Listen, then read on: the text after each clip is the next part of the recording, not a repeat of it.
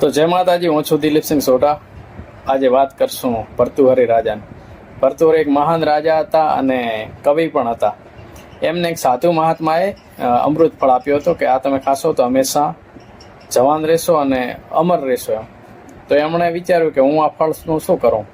એમણે જેને ખૂબ પ્રેમ કરતા હતા એમની રાણી પિંગળા એમને આપી દીધું.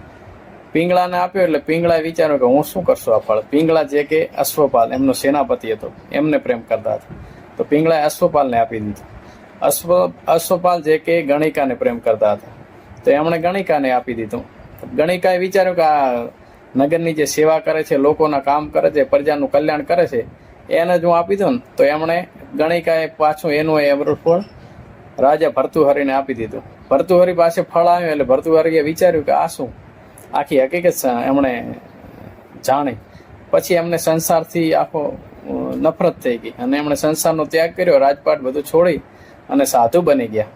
બસ જીવન ચક્ર પણ આવું છે, તમે શરૂઆત કરો એ કડી એની ફરી અને તમારી પાસે આવે છે.